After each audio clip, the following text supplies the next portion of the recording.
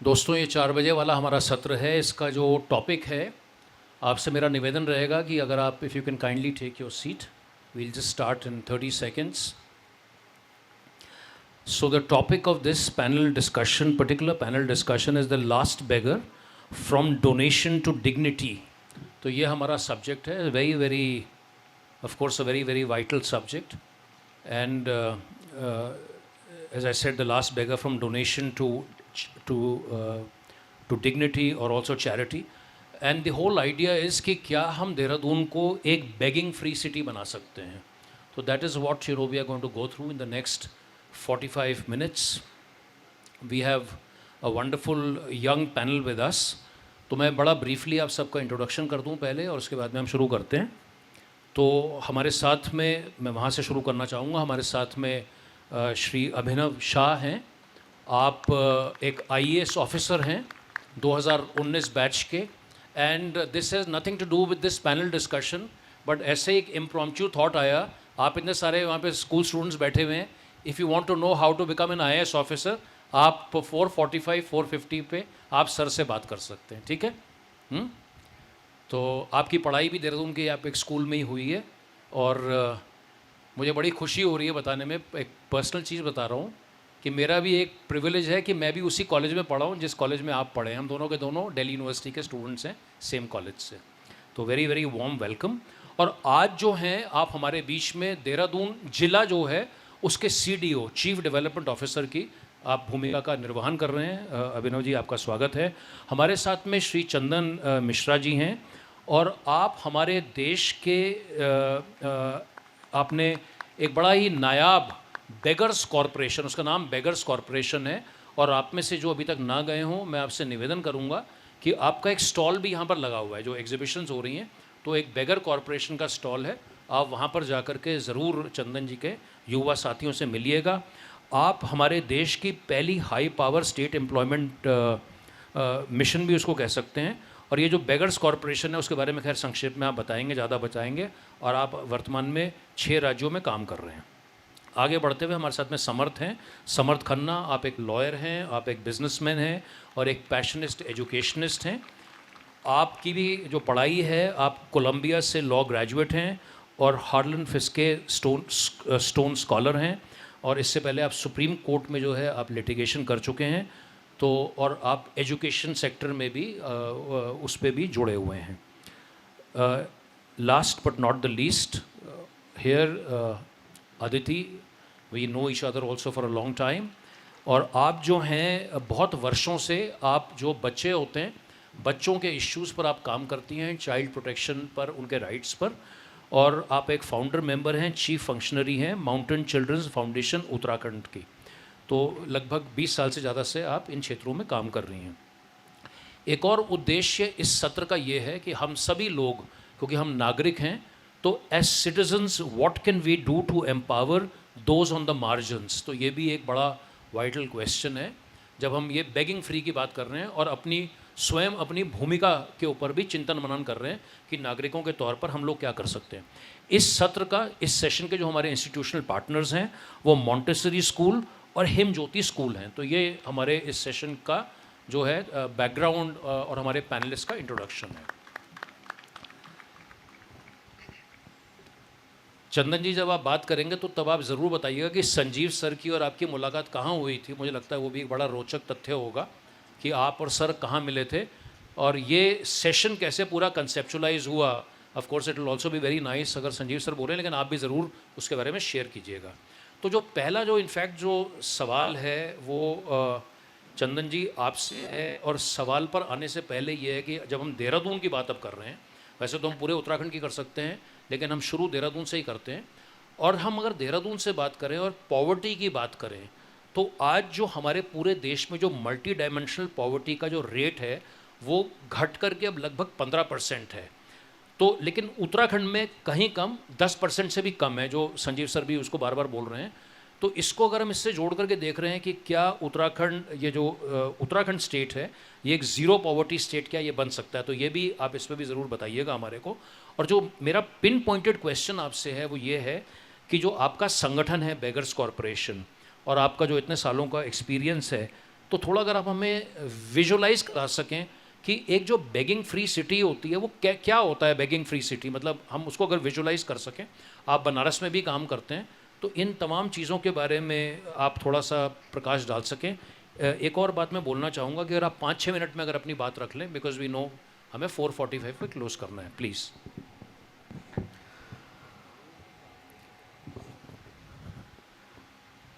Honorable members of this Valley of Words event and those who are present here, Sanjeev ji, Mr. Saha, Mr. Khana, Nautiyal ji and Aditi ji. When we are talking about multi-dimensional poverty, जब हम बोल रहे हैं $3 per day, कितने बार हम वो जो poverty का जो लाइन है उसको हम रंगराजन कमेटी, डिफरेंट कमेटी, हम कितने बार चेंज कर चुके हैं, लेकिन वही पॉवर्टी है क्या? वो $3 में आप आपके बच्चों को एक अच्छा स्कूल में पढ़ा पाएंगे क्या? आप वो $3 में आपके घर में अगर कुछ हेल्थ का हजार्ड होता है, आप उसको ट्रीटमेंट कर पाएंगे क्या? There is a new term that is called aspirational poverty. Aspirational poverty is the kind of poverty where we can be independent, we can afford our basic needs, we can afford for education of our children, we can afford for the health facilities we want.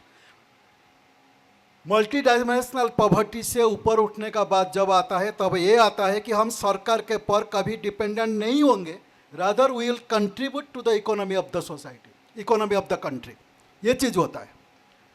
Multi dimensional poverty से ऊपर उठने का एक example का बात अगर आएगा तो मैं आपको बोलूँगा, 114 भिखारी को हमने ट्रांसफर किए हैं बनारस में, जो आज GST दे रहे हैं सरकार को। बेगर्स GST दे रहे हैं। हम डोनेशन में बिलीव नहीं करते हैं, हम प्रॉफिट में बिलीव करते हैं। For your information, beggars corporation is not a NGO, is not a non profit organisation. Beggars Corporation is the first of its kind in the world, that is said by the former executive director in the IMF, that the first of its kind in the world that works for the poorest of the poor or the extreme poor, that does the impact, means the social impact, that is engaged in social impact, but not a non-profit. Why I am saying? Charity breeds poverty. In our 78 years of independence, do you know how much we spend on, say, poverty alleviation, the social welfare work? This is literary function.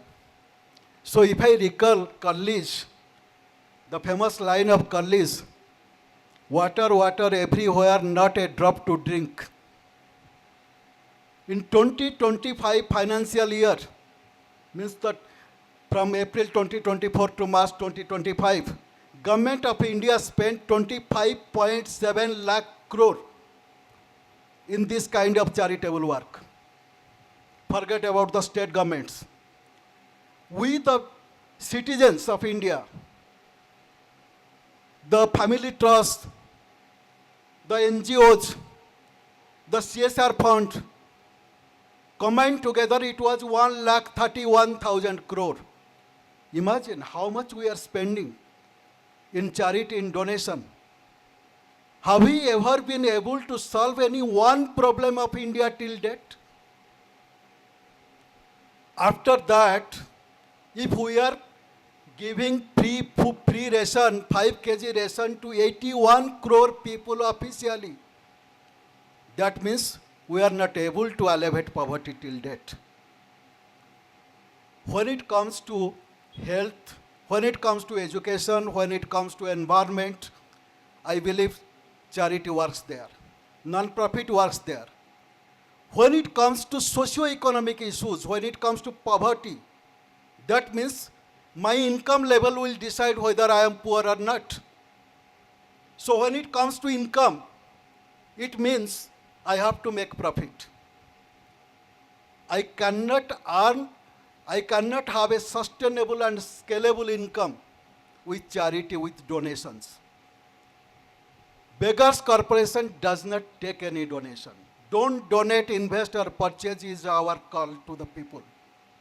If you want to make Dehradun begging free, my earnest request, don't donate. Charity breeds poverty again and again, I am telling you. Let us come to the point actually how this begging, the very word called begging and the Beggary Eradication Acts in different states, I believe Uttarakhand also has it. All the 22 states, they have their anti-begging act. Where did it come from? 1943, Bengal famine. 3 million people died out of man-made famine because British government diverted our reserve food grain to feed the soldiers in the World War II. It was a man-made poverty. Millions of people came to the street in search of bread, in search of food. And British government was afraid. Why? Because the ghost of 1942 Quit India movement was hunting them. There was Subhash Bose on the border with the Japanese support. So Britishers were afraid that if so much hungry people come to the street, they cannot control it. And Bengal Vagrancy Act 1943 was imposed. That was for the first time. Then it was followed by Madras Anti-Begging Act. We criminalized poverty. If begging is a crime, then poverty is a crime. If begging is crime, then I think Article 21 of the Constitution is also a crime. If begging is a crime, then the 2018 verdict of Delhi High Court, which refused to ban begging and said it is unconstitutional, then Delhi High Court verdict is also a crime. If begging is a crime, then July 2021 verdict of Supreme Court, which said we should not take an elitist stand to ban begging and issued order notice to the central government. The divisional bench, then that verdict is also a crime. So begging is not a crime. If begging is a crime, then poverty is a crime. Sure. If poverty is a crime, then our welfare governance, our failure of welfare governance is also a crime. Then what should happen? If we are taking it as the crime, then who is the hero? Who is the saint here? If begging is a crime, then the hero is British government. We are worshipping that colonial mindset. That colonial mindset made us believe that poor people are criminals. Believed it. Just to imagine, you have your children crying in the home and you don't have food for them. You have your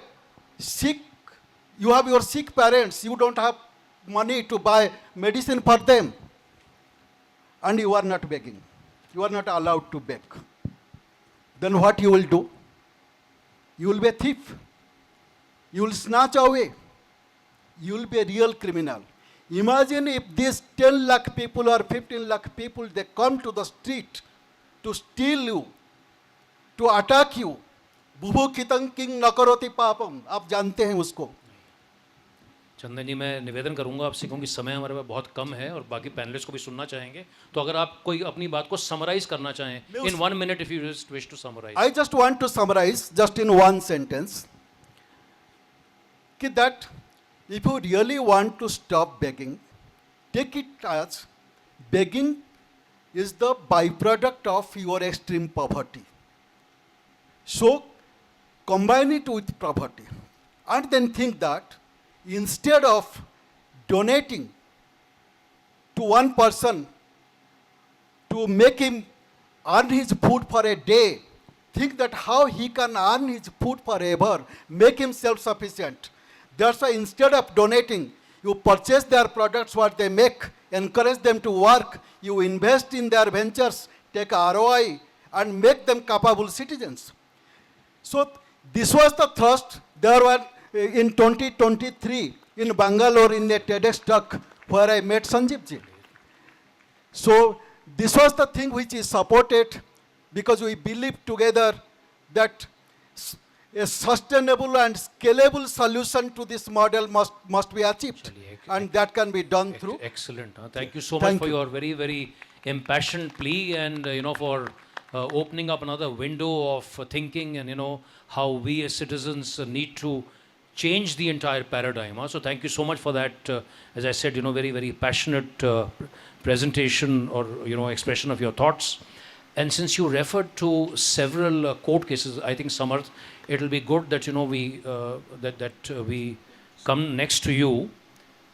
You're a lawyer, of course, and so जो भी चंदन जी जो जिक्र कर रहे थे, he was referring to, for instance, the Delhi High Court judgment or any other judgment, particularly from an Indian context, not from a global context, because we have very less time.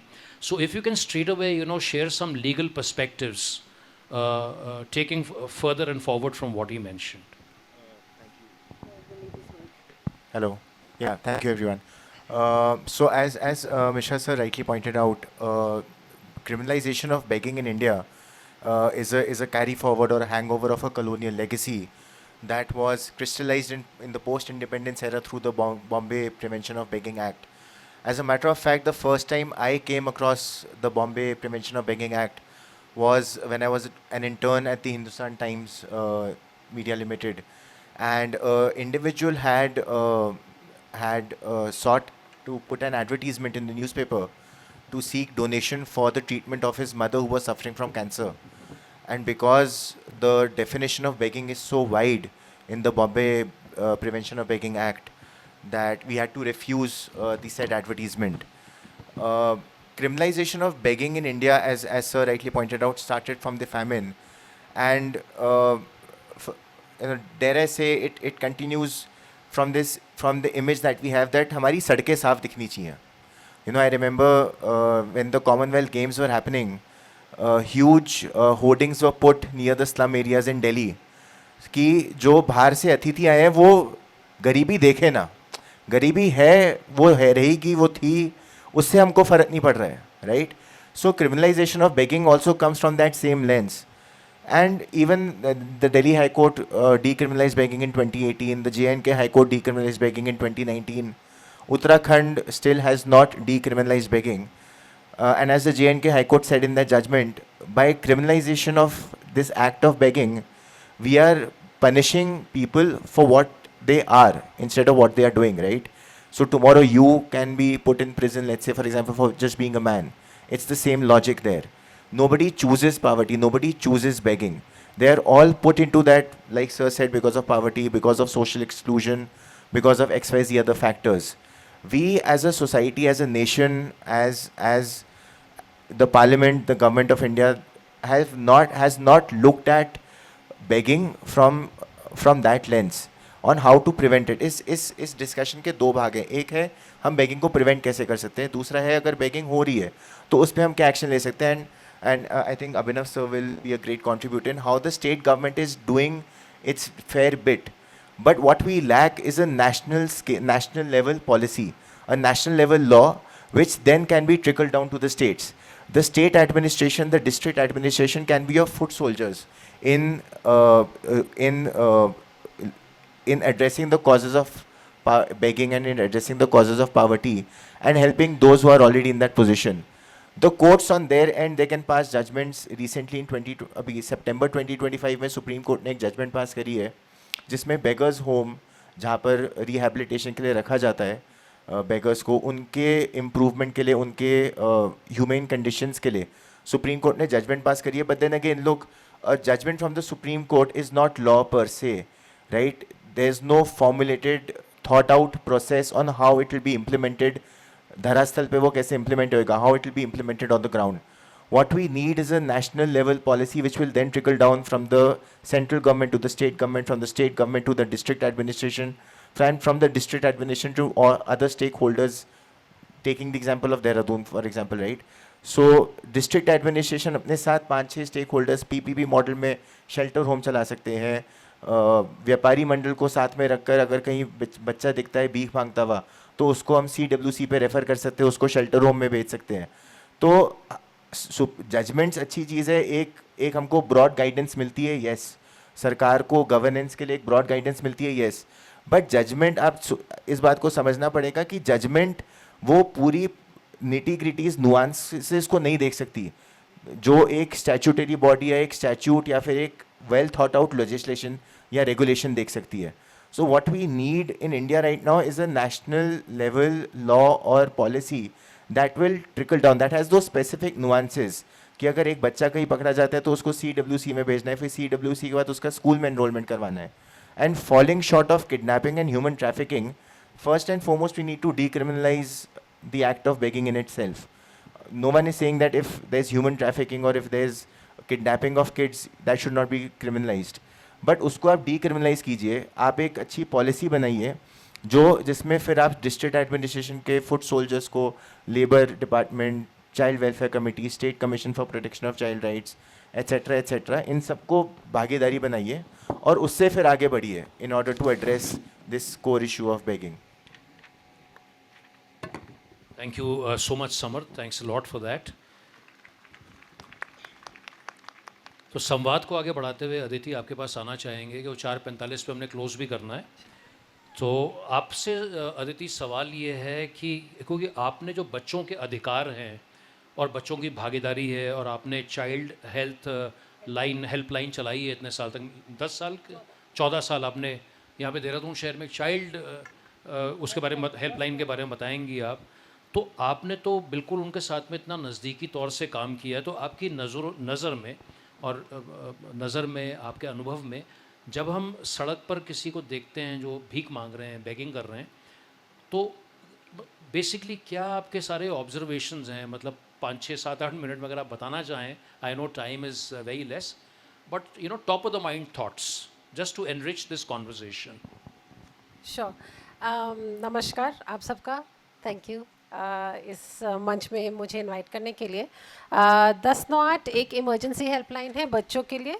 पहले हमने 14 साल के लिए चलाया है. अब आप अगर फ़ोन करते हैं 1098, आपका कॉल उठाया जाएगा. सरकार चला रही है. तो it's a helpline for children. Please use it as often as you can when you find children in distress. सबसे पहले मैं ये बोलना चाहूँगी.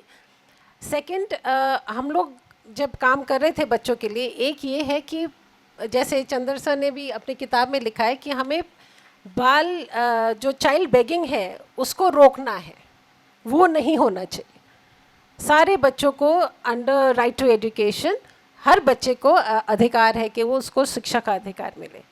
एंड जो हम बच्चों के साथ काम कर रहे थे, बच्चों के साथ हमारा जो आउटरीच था, हमारा ये मानना था जब हम काम कर रहे थे कि ये seasonal migration type of child begging है कि बच्चे आते हैं ईस्टर्न यूपी से, बिहार से, राजस्थान से, और फिर अबाउट मई के टाइम पे जब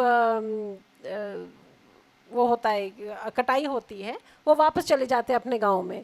सो उनके पास घर है गांव में, पर वो यहाँ पे आते हैं अपनी फैमिलीज़ के साथ. And on a lighter note, जब हमारी टीम जाती थी बच्चों के साथ और वो बोलते थे मतलब आप भीख क्यों मांग रहे हो, स्कूल चलो एट्सेट्रा, उस टाइम पे बच्चे हंस के बोलते थे भैया आप अगर हमारे घर आओ, हम अपने फ्रिज से आपको ठंडा पानी पिलाएंगे. और जो उनके पेरेंट्स थे वो कह रहे थे कि जो देहरादून के लोग हैं वो बहुत उदार हृदय के लोग हैं, वो बहुत भीख देते हैं, हम और लोगों को बुलाते हैं अलग अपने अपने प्रदेशों से. तो आप सबसे रिक्वेस्ट है राइट इन द बिगिनिंग कि प्लीज़ बच्चों को भीख ना दें. आप एक बिस्किट पैकेट भी दे रहे हैं, कुछ भी दे रहे हैं, आप उस बच्चे को उस स्ट्रीट पे फिर से बुला रहे हैं. जो अलग अलग संस्थाएं हैं, जो कॉरपोरेशंस हैं, उनके साथ ज़रूर मिलकर काम कीजिएगा, उनको आप समय दीजिएगा. Another point I like to say, I mean Abhinav ji is going to talk about it, but the DM this time इन्होंने बहुत बढ़िया काम किया है और बेगिंग के साथ जो बेगिंग के बच्चे हैं उनके लिए एक पूरा प्रोग्राम किया है, जो अभिनव सर इसके बारे में पूरी डिटेल से बात करेंगे. बट ऑल्सो यहाँ पे एक मिशन वात्सल्य है सरकार का एक मिशन वात्सल्य है जो 19-20 में पास किया गया, और उस मिशन वात्सल्य में ये लिखा हुआ है कि हर वार्ड में, अगर आप अर्बन सेंटर्स की बात करें, हर वार्ड में और गांव में, हर पंचायत में एक village level child protection committee होनी चाहिए या एक ward level child protection committee होनी चाहिए। और उसमें जो बच्चों के साथ इन्वॉल्व हैं, जैसे स्कूल, एजुकेशन, हेल्थ, ये सारे लोग जो RWAs, इन सबको इन्वॉल्व करके एक कमेटी बने जो जो इश्यूज़ हैं उन बच्चों की, वो इश्यूज़ उठ के आए उस कमेटी में। तो अगर बच्चा बहुत ही समस्या में है, अगर उसके माँ बाप बीमार हैं या कुछ है, वो इशू उस कमेटी में उठ के आए और वो कमेटी डिसीजन ले कि इस फैमिली को हम सपोर्ट कैसे कर सकते हैं। So if we have this system in place, अगर रिपोर्टिंग होती है, क्योंकि ये सिस्टम इज़ इन प्लेस पर रिपोर्टिंग नहीं हो रही है, कोई पूछ नहीं रहा है कि आप ये मीटिंग कर रहे हैं कि नहीं कर रहे हैं। अगर कोई पूछ लेता है कि ये मीटिंग्स हो रही है कि नहीं हो रही है, आई थिंक जो हम सुरक्षा कवच की बात करते हैं हर बच्चे की, हर वार्ड पे, हर गांव पे, वो सुरक्षा कवच हर बच्चे को मिलेगा। Thank you. Thank you Aditi. And मैं जानबूझ करके जो हमारे CDO साहब हैं, IAS ऑफिसर हैं 2019 बैच के, तो मुझे लगा कि सबसे बाद में आप ही के पास इसलिए आया जाए कि पहले हम अपने पैनलिस्ट को सुन लें, आप भी सुन लें, और आप ऑफ कोर्स उस पर भी रिएक्ट करना चाहें तो प्लीज़ फील फ्री, आप उस पर ज़रूर बताइएगा। और उसके अलावा देहरादून, अगर हम स्पेसिफिकली, क्योंकि आज हम देहरादून को लेकर चर्चा कर रहे हैं, तो जो हमारा जिला प्रशासन है, आप CDO हैं, तो बागडोर जो है ज़िले की, देहरादून ज़िले की DM साहब और आपके कंधों पर है। तो देहरादून को बेगिंग फ्री बनाने की दिशा में आप लोगों के क्या प्रयास हैं, अभी तक आपके क्या एक्सपीरियंसेस रहे हैं, अगर आप किसी को कोई अचीवमेंट मानते हैं तो वो क्या रहे हैं, और भविष्य को लेकर के अगर क्या योजनाएं हैं। तो ये तो एक पूरा का पूरा बिंदु है। और दूसरा मेरा उसी से एक सवाल जुड़ा हुआ होगा, क्योंकि देहरादून के कई प्रबुद्ध लोग यहाँ पर उपस्थित हैं, तो अगर आप हम सब लोगों से भी कोई अपील करना चाहें, लोगों से, देहरादून के लोगों से, जैसे आपने बड़ी अच्छी एक अपील करी कि हम भीख ना दें, तो ऐसे ही अभिनव जी आप भी कोई अपील करना चाहें, please. Thank you so much. First of all, I'd like to thank Value of Words for inviting me to this very interactive session. जैसे कि सभी ने बहुत डिटेल में बेगरी के ऊपर बात करी, मिश्रा जी ने बहुत ही राइटली कहा कि चैरिटी करने से बेगरी बढ़ता है, वो कम नहीं होता है। एंड सिमिलरली आपने mister Khanna he talked about how we can reduce the burden of beggary on the society. तो उसी टर्म में मैं आपको बताना चाहूँगा, as mister Khanna ji has pointed out कि हम ये चीज़ें कर सकते हैं, exactly the things we are already doing in district Dehradun. So when DM sir and I had recently joined district Dehradun, we actually it was sir idea कि हमें इस चीज़ पर हमें चाइल्ड बेगरी को रिड्यूस करने के लिए काम करना है. तो उसके लिए एक एक्सटेंसिव हमने प्रोग्राम यहाँ पे डेवलप करा. तो मल्टी लेवल प्रोग्राम है ये. हमें एक तरफ से तो सबसे पहले जो ग्राउंड पे हमें एक वर्कफोर्स क्रिएट करनी थी जो उनको आइडेंटिफाई कर पाए कौन से हॉटस्पॉट्स हैं और कहाँ पे ज़्यादा ये लोग होते हैं. सेकेंडली उनको कहाँ लाया जाए और उनको कैसे हम सोसाइटी में वापस लाएं और उनका फॉलोअप भी हो, वो दोबारा ना वहाँ पे चले जाएं. तो ये पूरी एक साइकिल हमने क्रिएट करी. तो इसके लिए डिफरेंट, जैसे कि आप बता रहे थे, all the departments are working with us, be it labour department, हमारा district child protection unit, anti human traffic unit, home guard, child line, and health department, and then the child welfare committee of course. तो वो हमारी पूरी इसमें work कर रही है. And first and foremost we created infrastructure. सबसे पहले तो हमको एक इंफ्रास्ट्रक्चर चाहिए था. तो दो टाइप का इंफ्रास्ट्रक्चर थे. एक तो हमें व्हीकल्स चाहिए थे just in case we went to the space, how can we bring those people to our centers. तो सबसे पहले तो vehicles we procured through our budgets. And then human resource हमको चाहिए थी, हमें मैन फोर्स चाहिए थी. तो through home guard department we had extensive people who are working on the field, identifying those people and then bringing them back to our third point, which is intensive care center. We had created a distinct intensive care center at Sadhuram Inter College. पूरा हमने fresh वो पूरा बनाया है, बिल्कुल एक international standard level पे बनाए हैं, ताकि जो बच्चे वहाँ पे हम ला रहे हैं उनको एज अ सब होल सोल उनका डेवलपमेंट हो सके. उनका एक पूरा डेडिकेटेड प्रोग्राम है कि वो कितने टाइम उस प्रोग्राम में रहेंगे, क्या क्या एक्टिविटीज़ होंगी, be it yoga, music, dance and some studies as well, maths and cognitive ability related studies. और फिर उनको जब वो थोड़ा उस स्टेज पे आ जाते हैं तो we put them back into some formal education setup. We get them enrolled in the school. So this is how the whole thing works in Dehradun. And I would like to tell you some numbers. Since we have started it in December 2024 until September 2025, more than 400 students we had rescued from that through this program. And eventually some people were not from Uttarakhand, so they went back to where they came from, but still more than 200 people are here in Uttarakhand. Out of them 51 children have been reallocated to schools, and we have special outreach programs. तो उसके लिए बहुत important था, जैसे आपने starting में बोला, we needed partners also from civil society also. So we have extensively partners with NGOs like Samarpan, Safina Trust. So they are our outreach partners. So what they do with our team is they go to the homes of the people who to the children and help them re-enter the mainstream. And even they also see that are these children going back to the society, to the begging part, or they are not going back. So these things we are gathering all the data, and this is the extensive program we are running. And as you have also asked कि आप future में क्या कर रहे हैं, तो we've already had through Sanjeev Chopra sir only, he connected us with Mr. Mishra. So we already have an MOU with him to expand this program, and we are working closely with Beggars Corporation and how we can implement it better in district Dehradun. And of course, in some time you'll see Beggars Corporation working with Uttarakhand, Dehradun as well. Thank you. So I think this is a very, very positive thing to know that the district administration has already signed an MOU with Beggars Corporation. So this is something really augurs well for our city, for our town. So I think we have some time left. If anybody has a... Sir, before that, before sir, I'll request Sanjeev sir, so just a minute please. Particularly the SDG goal 1 and 2 that we have been talking about, and also that SDG goal links into this conversation that we are having today. Amongst the 41 sessions that we are having in the Valley of Words in 2025, this is something new, I think, as an observer here in Dehradun. Perhaps मेरे को पता नहीं हमने कभी ऐसे सार्वजनिक मंच पर begging को लेकर के जो हमने उस पर बातचीत करी हो. तो सर अगर आप संक्षेप में, मैं request one of our volunteers to please pass on the mic, और हम भी volunteer ही हैं, तो संजीव सर brief में जरा SDG 1 और SDG 2 का जिक्र कर दें जरा.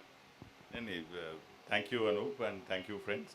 As we are all aware, SDG 1 and 2 talk about zero poverty and zero hunger. So any developed society, if there's any developed society, and in that developed society, if anyone is hungry or if anyone is in absolute poverty, then that society cannot say that it is a liberated society. That society is not really developed. तो अगर हम विकसित भारत चाहते हैं, अगर हम कुछ भी चाहते हैं, तो सबसे पहले जो अंतिम व्यक्ति है उसके लिए तो हमें ख्याल रखना ही चाहिए.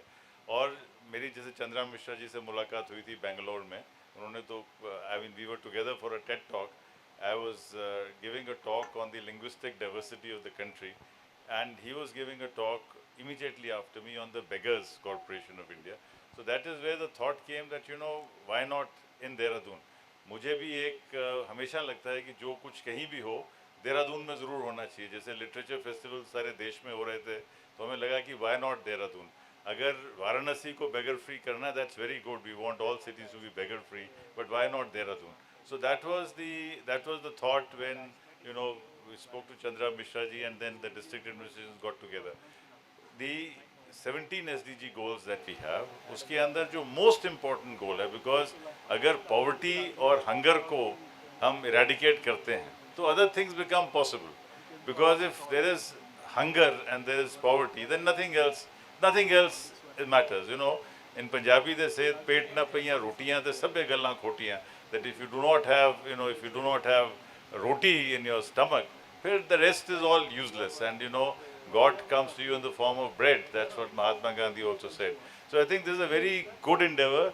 I am very happy, very proud of, you know, let me also say that I have trained Abhinav. I have trained him well. In fact, today it's a great moment for me because today 2 Abhinavs came on the stage. I have trained both of them. One is Abhinav, who was our DGP and now heads the prisons department. He spoke on the BSF. I've trained him, and I've also trained this young Abhinav. So in both my tenures first as deputy director and now as director, I've trained him. So I'm very confident this is happening. And you see, Valley of Words is a platform where we try to bring several things together. Because literature is literature, of course, but literature also has to be connected to life. So whether it's a panel discussion on women, which Surekha ji had done in the morning, whether it's talking about beggars, whether it's talking about, you know, glacial melt, whether it's talking about children, that's what we try to bring in all the time. So no more, nothing, we've all had too much of wow, I think. So thank you, Anup, for conducting this session, and thank you very much for all of you are here. चलिए, thank you so much. And so मैं जौहर साहब माफ़ी चाहूँगा, 4:45 हो गया है. आइए एक लाइन में सर, आइए आप मिस्टर आइए इधर, ये माइक ले लीजिए सर. आप मिस्टर TN जौहर हैं, एक मिनट में सर. मैं रिक्वेस्ट करूंगा, एज ए साइंटिस्ट मैं रिटायर हुआ जियोलॉजिस्ट, तो पहले तो मैंने महिला हेल्पलाइन में काम किया. अब मैं 2019 से स्पेशल जुवेनाइल पुलिस यूनिट का मेंबर हूं. तो मैं ये रिक्वेस्ट करूंगा अपने सीनियर लोगों से कि हम लोग आगे आएँ, तो हम ग्राउंड पे जाके इनको रेस्क्यू करते हैं. मैंने वो पूरा प्रोसेस सीखा. लेकिन कभी कभी ऐसा होता है, जब हम रेस्क्यू कर रहे होते हैं, एक पार्षद आ गई, वो कह रही है बाल श्रम में हम रेस्क्यू कर रहे थे पुलिस के साथ, और उन्होंने कहा कि आप इनको छोड़ दीजिए. तो हम बगैर पुलिस के भी साथ नहीं जाते. तो अगर आप भी कहीं देखें तो हमारे को ये 3 बसें दे दी हैं अभी DM सर ने, पहले भी चल रहा था सोनिका मैडम में. तो हमारी ये बसें अब सिटी में घूमती रहती हैं, और हमें पूरी आशा है कि हम शिक्षा दें, भिक्षा नहीं दें.